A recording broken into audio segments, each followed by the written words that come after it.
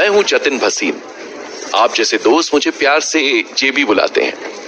By profession I am a consultant. वैसे तो मैं न्यूयॉर्क में रहता हूं, मगर मेरा दिल आज भी इंडिया की गलियां नहीं छोड़ता।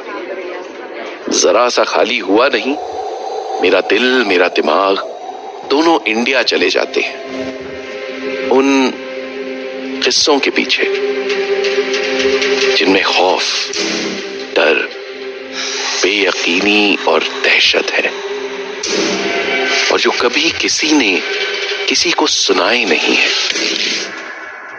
और मैं हर बार आपसे मिलूंगा ऐसे ही किसी नए किस्से के साथ, भूत भुलैया में।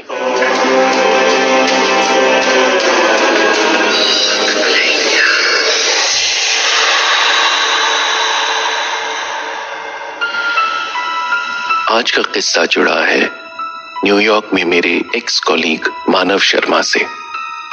Smart, good looking, intelligent guy from Delhi. मगर इंडिया की लास्ट ट्रिप ने उसकी जिंदगी बदल कर रख दी। मानव पिछले साल क्रिसमस वेकेशन पर अपने पेरेंट्स से मिलने दिल्ली गया था। वो उनका इकलौता बेटा था। उसके father Satyendra Sharma Rohini government school में टीचर थे और मॉम सुमन हाउसवाइफ थी। मानव ने भी उसी रोहिणी गवर्नमेंट स्कूल से ही स्कूलिंग की थी। सत्येंद्र शर्मा सालों से रोहिणी में एक रेंटेड फ्लैट में रह रहे थे। फाइनली रिटायरमेंट के करीब उनको स्कूल के स्टाफ क्वार्टर्स में अलॉटमेंट हुई और वे मानव की विजिट से पहले वहां शिफ्ट हो गए। अब उनका नया आशियाना था रोहिणी गवर्नमेंट स्कूल का स्टाफ क्वार्टर नंबर 13। 32 फ्लैट्स वाला वो स्टाफ क्वार्टर्स स्पोर्ट्स ग्राउंड जाने वाली लेन के दूसरी ओर बना था। सत्येंद्र शर्मा का 2 BHK क्वार्टर सेकंड फ्लोर पर था। बालकनी के सामने खुला ग्राउंड होने से वो फ्लैट बड़ा एरी था, फुल ऑफ सनलाइट। दिल्ली जैसी ओवर क्राउडेड जगह पर रहने के लिए ऐसे ओपन एटमॉस्फेयर वाली जगह मिलना वाकई किस्मत की बात थी।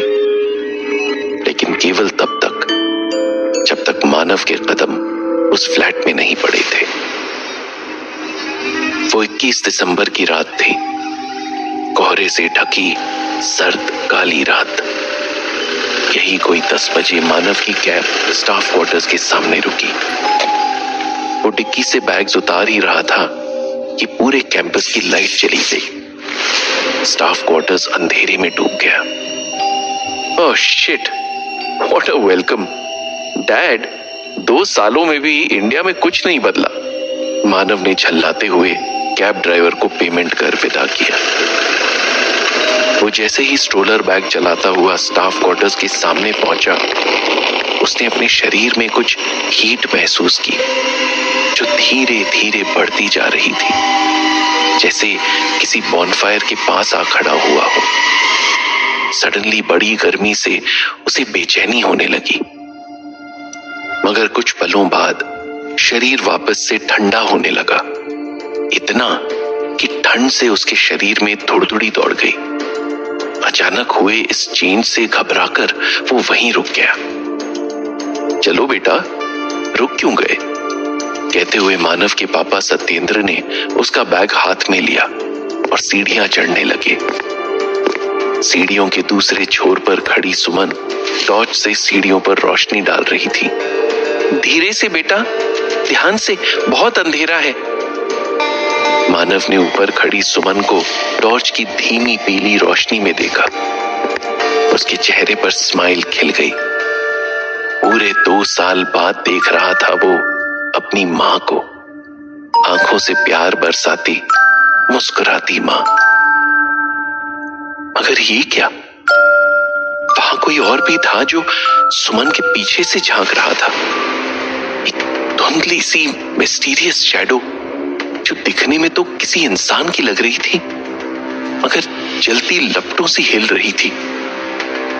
उसका कोई चेहरा नहीं था, फिर भी मानव को लगा जैसे वो शैडो उसे ही घूर रही हो। चलो बेटा, किस सोच में पड़ गए? मानव को पहले ही स्टेप पर रुका देख सत्येंद्र ने गले को मफलर लपेटते हुए टोका, यहाँ पहली बार आया है ना, और देखो आते ही लाइट चली गई, सुमन ऊपर से बोली। मानव ने डरती नजरों से फिर सुमन को देखा। अब वहां कोई शैडो नहीं थी। वो तेजी से ऊपर आ गया। एक स्ट्रेंज सी फीलिंग अभी भी उसके साथ थी, जैसे कोई और भी है वहां, एक गंदी जलती हुई बदबू के साथ। मानव ने खुद को समझाया, का डर हो, इतनी लंबी फ्लाइट की थकान से हेलुसिनेशन हुआ हो, और ये वियर्ड स्मेल शायद किसी घर में कोई नॉनवेज पक रहा हो। उसके घर में कदम रखते ही लाइट आ गई। तीनों ने राहत की सांस ली। तू हाथ मुंह धो ले, मैं जल्दी से खाना लगा देती हूँ। नहीं माँ, बिल्कुल भूख नहीं है, फ्लाइट में खा लिया था। आप तो बस अपने हाथों की अदरक वाली चाय पिला दो, गर्मा गर्म, बहुत मिस की मैंने न्यूयॉर्क में। मानव की फरमाइश सुन सुमन किचन में चली गई। वो एंट्रेंस पर रखे शू रैक के पास जूते उतार कर फ्रेश होने चला गया। 2 मिनट बाद ही सुमन की रसोई से आवाज आई, अजी सुनते हो, देखो तो इस मरी गैस को क्या हुआ, ठीक से जल नहीं रही। अच्छा, सिलेंडर तो पिछले हफ्ते ही बदला है, देखता हूं। मानव भी फ्रेश होकर किचन में आ गया था। बर्नर को देखकर वो हैरान रह गया। उसमें से फ्लेम आ तो रही थी, मगर लग रहा था जैसे उसे कोई किसी प्लेट से या हाथों से ढकने की, रोकने की कोशिश कर रहा हो। कुछ सेकंड तक ये सिलसिला चला और फिर अचानक तेज लपटें उठी, तकरीबन 1 फीट ऊंची। तीनों घबरा कर पीछे हट गए। उन लपटों के बीच मानव को फिर एक झलक दिखी, झलक उसी शैडो की जो सीढ़ियों पर दिखी थी, लपटों के बीच मोम से पिघलती हुई। कुछ सेकंड बाद सब नॉर्मल हो गया, ऐसे जैसे कभी कुछ प्रॉब्लम ही नहीं थी। शुक्र है भगवान का, इस गैस की बुद्धि ठीक हुई। सुमन ने हंसते हुए बर्नर पर चाय का पानी चढ़ा दिया। चाय पीते हुए सुमन और सत्येंद्र मानव से सफर की, जॉब की, न्यूयॉर्क की बातें कर रहे थे। मानव जवाब भी दे रहा था, मगर उसका मन कहीं और उलझा हुआ था।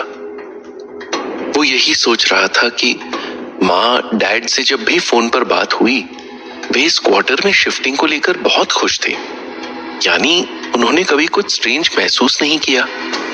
फिर उसे ही क्यों अंदर एक खौफ सा बहता महसूस हो रहा था।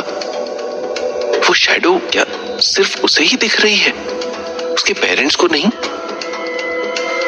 बेटा 2 साल बाद घर आया हो तो माँ बाप की आंखों में नींद कहाँ होती है। 1 बजने को आया था। सुमन को जबरन रेस्ट के लिए भेज फादर सन दोनों बालकनी में खड़े दिल्ली की सर्दी का लुत्फ ले रहे थे, कॉफी की गर्म चुस्कियों के साथ। सामने खुले स्पोर्ट्स ग्राउंड में धुंध के साथ सन्नाटा पसरा था। मानव को स्ट्रॉन्ग कॉफी के बीच से धीमी धीमी फिर वही जलती हुई बदबू आनी शुरू हुई, सड़े हुए मांस जैसी। उसने सहमी नजरें इधर उधर दौड़ाई तो देखा सीढ़ियों से उतरते हुए एक साया सामने स्पोर्ट्स ग्राउंड की धुंध में ऐसे गायब हुआ जैसे एक लहर कुछ पलों के लिए समंदर से उठकर वापस समंदर में गायब हो जाती है। डैड, आपको यहाँ शिफ्ट होने के बाद कभी कुछ अजीब दिखा या कोई स्ट्रेंज इंसिडेंट हुआ हो जैसे आज हुआ किचन में? नहीं तो क्यों? डैड, मुझे लगता है ये घर कुछ ठीक नहीं है। I think you should shift somewhere else. पागल हो गए हो क्या? हम दोनों यहाँ बहुत खुश हैं। यहाँ आसपास सब स्टाफ के लोग हैं, जरूरत के समय काम आते हैं। पर डैड, वो जो किचन में हुआ, ऐसा क्या हो गया? और पहली बार ही तो हुआ है। तुम हमारी चिंता मत करो, हम यहाँ ठीक है। अगले 2-3 दिनों में मानव को बार बार उस साये की प्रेजेंस महसूस हुई, कभी स्टेयर्स पर, कभी किचन में, तो कभी सामने ग्राउंड पर। कभी उसे घर के किसी हिस्से में जले हुए बालों के, कपड़ों के टुकड़े मिलते, तो कभी अचानक से जले हुए मीट की गंदी बदबू आती, कभी बॉडी सडनली हीट अप हो जाती। एक दिन उसके कमरे में रखे बैग ने अचानक से आग पकड़ ली, वो पूरा जल गया। मानव के डैड को लगा कि बैग जिस इलेक्ट्रिकल स्विच के पास रखा था शायद उसमें शॉर्ट सर्किट हुआ हो, मगर मानव का दिल कह रहा था ये आग लगी नहीं, लगाई है।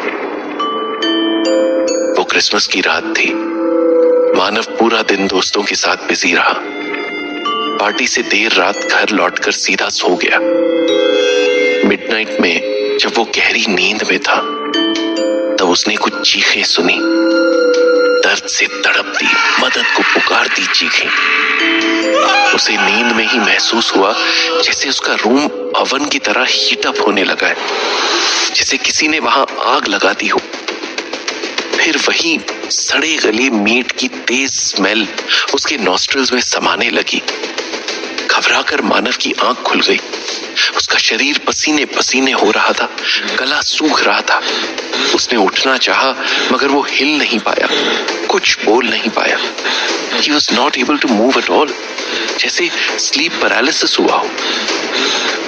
तभी उसके अंधेरे कमरे में तेज रोशनी हो गई।